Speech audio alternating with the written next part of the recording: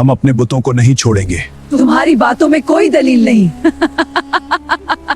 एक दिन ऊंटनी पानी पीती, दूसरे दिन कौम उसका दूध पूरे कबीले के लिए काफी था। ये निशानी है तो क्या हुआ, हम उसे देखना चाहते हैं। चल भाग जा।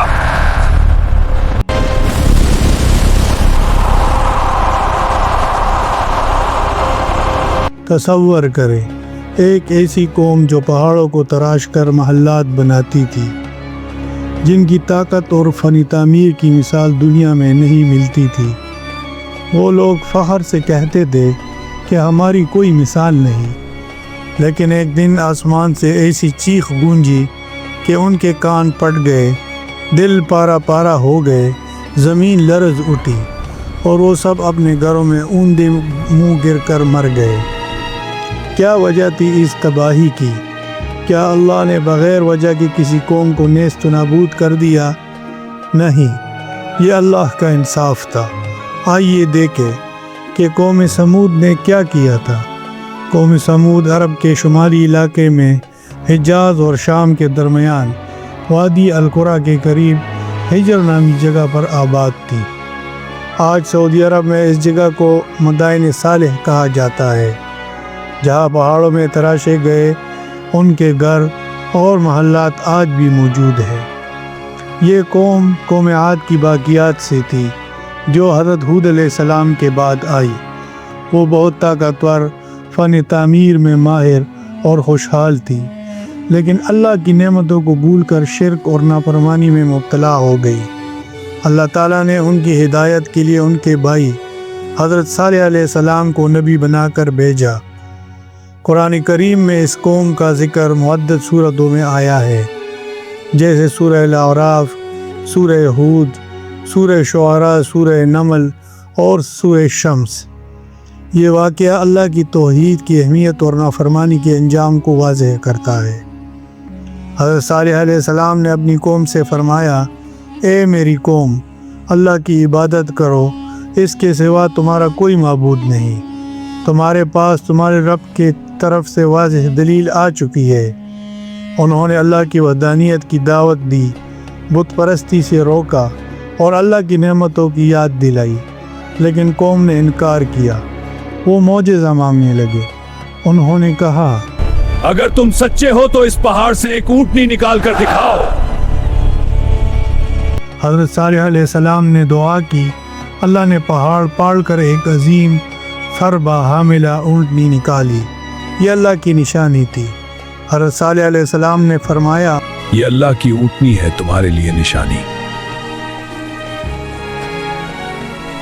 इसे अल्लाह की ज़मीन में छोड़ दो कि काए, और इसे बुराई से हाथ न लगाना, वरना दर्दनाक अजाब तुम्हें आ लेगा।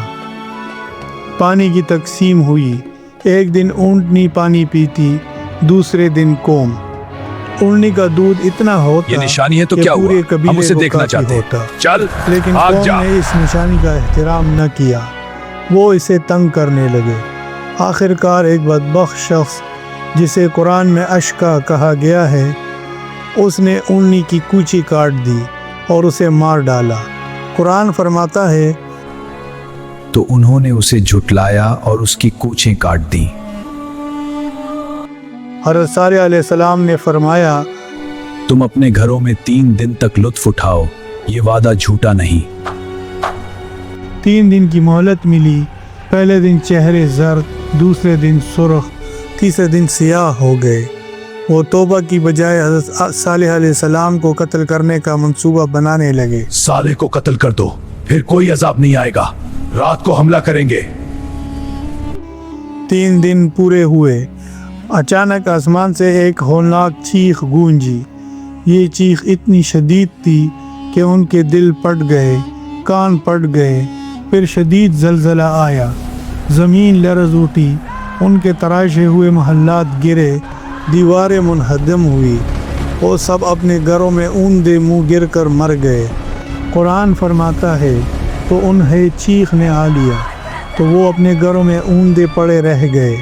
और दूसरी जगह, तो उन्हें ज़लज़ले ने आ लिया, तो वो अपने घरों में ऊंधे रह गए।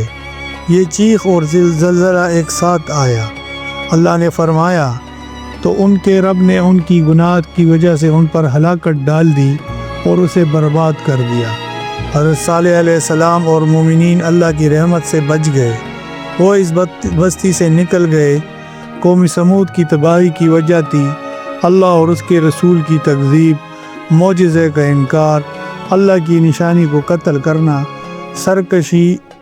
یہ واقعہ ہمیں بتاتا ہے کہ اللہ کی نعمتوں پر فخر مت کرو، شکر کرو، اللہ کی نشانیوں کا احترام کرو، نبی کی بات مانو۔